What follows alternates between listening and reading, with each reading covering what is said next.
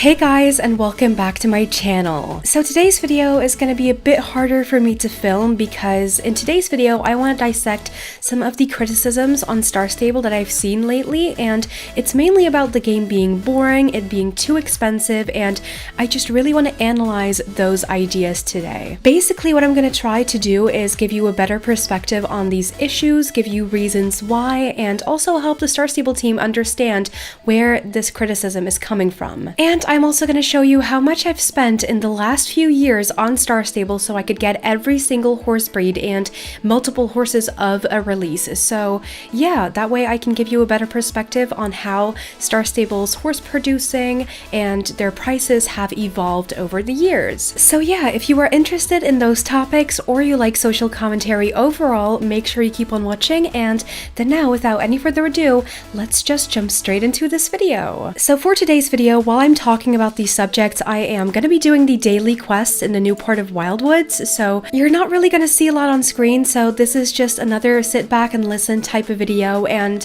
I know that a lot of you really enjoy these, so here is another one. The first topic I want to address is that a lot of people seem to be getting tired of SSO, and I want to talk about why that is, because I've seen a lot of people say, well, they released too many horses, there isn't anything else that you can do, almost no one can keep up with the amount of new horses because Starcoins are expensive, and not everyone is so privileged that they can buy Starcoins every single time a horse comes out, and I totally agree, Starcoins are expensive. And I feel like at this point, Star Stable is gonna have to make a choice. They either are gonna have to lower their price for Starcoins, or they're gonna have to hire more people for the quests and other stuff in Star Stable, because the excuse of there's two separate teams for horses and quests, and there's more people working on the horses, it just doesn't land with me. I'm sorry. I think Star Stable, the team as well, have noticed a huge lack of interest from their players in the game, and to kind of uplift that again, you'll have to make a choice at some point, because if this keeps going, more and more older players, longtime players are going to fall off, and I don't feel like Star Stable can 100% depend on the new players that are joining the game, because I feel like it's become a lot less over the years when it comes to new players joining the game, right? And I do have to say, I very much appreciate that Star Stable is an ethical company who pays their workers ethically and enough, and is also, you know, very ethical with their ways of doing things, and I really do appreciate that. I just feel like even though they're doing everything ethically, they must still be making millions annually, because I don't know if you guys know, but there's over 10 million players on Star Stable. Imagine if a fraction of them, 20%, would buy Starcoins maybe twice a year. Starcoins, like I said, are expensive, and they take all the money from that. Starcoins are literally a virtual currency. There's no production involved, none of the money needs to go to something else but Star Stable's own pockets. Horses in Star Stable overall are between 700 Starcoins and 950 Starcoins. Now, honestly, I don't have a huge issue with the prices.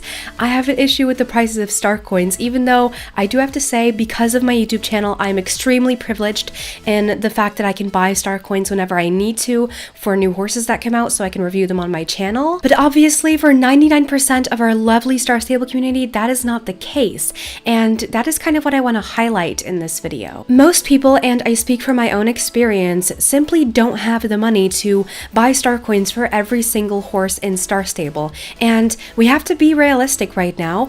If you're solely depending on your weekly allowance of 100 Starcoins that you receive every single Saturday, if you are a Star Rider, you'll never be able to get every single horse that Star Stable puts out.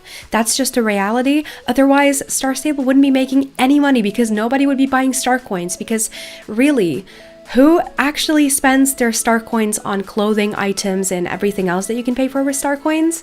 Literally no one does, I feel like. So realistically seen, it's kind of a utopia to think that you can buy every single horse one day with only your weekly allowance, because that just wouldn't benefit Star Stable as a company, as a business whatsoever. But with that being said, I do feel like there's an imbalance between the price of horses, the price of Starcoins, and also the amount of horses being released. A lot of people can't take the pressure of always needing to have the newest horse, etc., etc., and I really do understand where they're coming from. Hey there, it's editing me. I realized that I didn't really make a point over here, so I'm just gonna say it right now.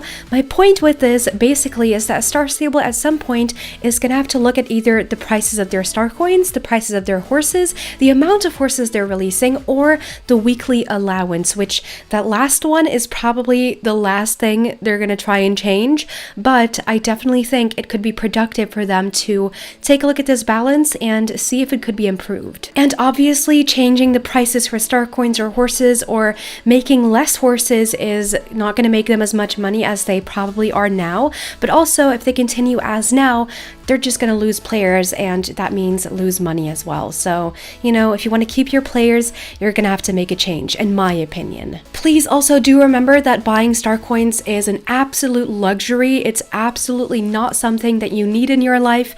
Only buy star coins when you are able to afford it and when it won't damage your budget for food, for electricity, for water, for living in general. And if you are not in such a position where you feel pressured to have every single new horse that comes out but can't, just imagine that you are in that position and you can maybe buy 1 in 4 new horses.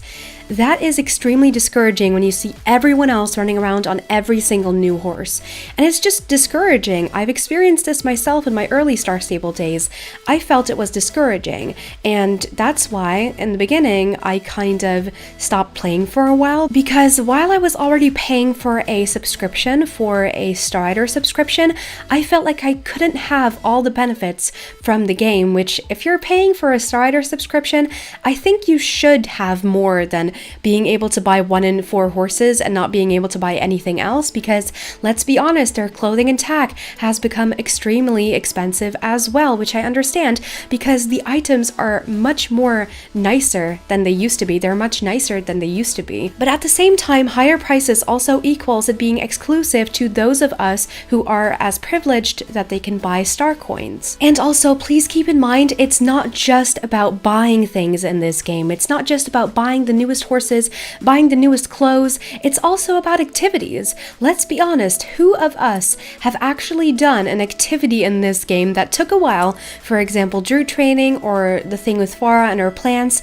and they actually enjoyed it? I mean, we do get awesome rewards from those quests, but they just take so long that at some point, it's just not fun anymore. It becomes repetitive, and because it's repetitive, it just becomes no fun. And the thing is, if we don't have any other activities, the focus is going to lie on buying the other stuff, the horses, the clothes, which I have to admit usually are more exciting because those are usually much more well done. I do feel like those reputation-like quests like druid training and the plants with Farah are just not what they could be. I feel like things like adding in more day blockers between quest lines or something like that could also be really helpful to keep your players interested and to keep your players playing the game, because if you have day blockers, they actually have something to do the next day, which is one of the reasons why when I started playing Star Stable and I got some Strider, I was actually playing every single day because I had day blockers and I didn't have the money to spend on, you know, staying the night every single day, which was okay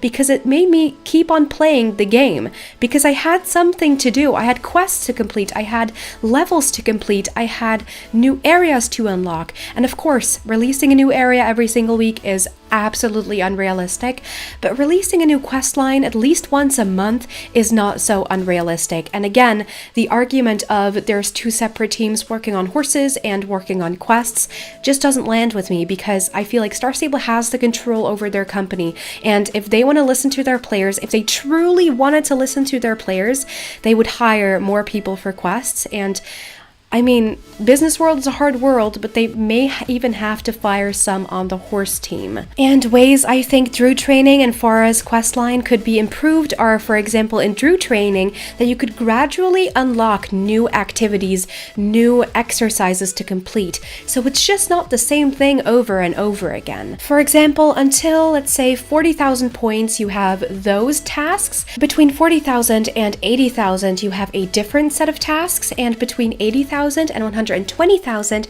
you have another set of different tasks, because I mean, that would be much more interesting. Personally, that would 100% help me stay more interested in doing my Drew training and getting that horse. Other ways that I believe they could improve is, for example, by updating the racing system, which I know they're working on, because again, racing is something in Star Stable that is also quite prominent. A lot of people love it, and honestly, I think I would be more interested in racing if it just became a bit more interesting. And of course, other things, other activities you can do in Star Stable are, for example, hanging out with your club. I am in a club that I absolutely love. This is Saturn Lions. I love this club so much.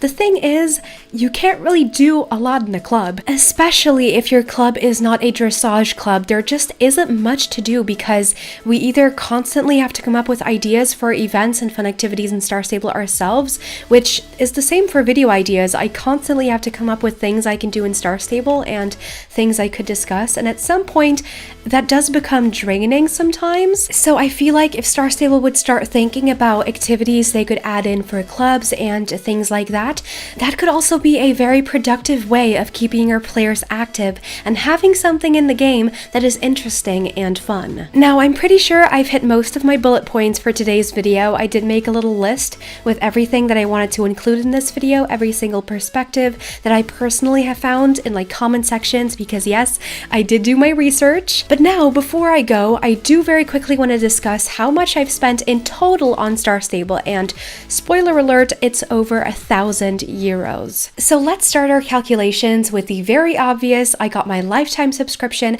in March of 2015, and at the time it was 59.95 euros. So I'm going to fill that into my calculator for a second, and from there we're going to count. So in 2017 was the first time I ever bought 5,000 star coins on a double star coins weekend. That is another 49.99 euros. After that, in March of 2017 and April of 2017, I bought 5,000 star coins again, both on double star coins weekend, which is plus $100. Then for some reason I also bought 100 star coins, which was at the time 3.75 euros. Don't know why I did that.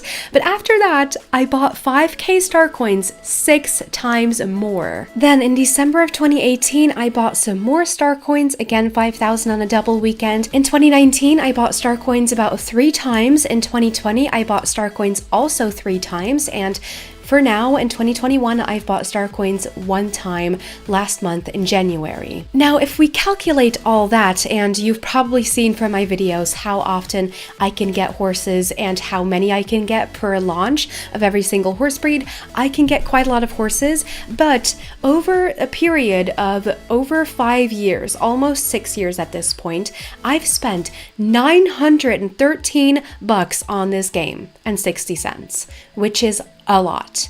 And keep in mind, I didn't start paying for 5,000 star coins almost every 3 months in 2015. It started in 2017. So in reality, I've spent 900 bucks over 4 years of playing Star Stable, which is insane to me. Now, please do keep in mind, I do have over 170 horses, and also these calculations are without all my alt accounts, because I do have another account which is on Nightstar that is also lifetime, and I bought star coins for that too.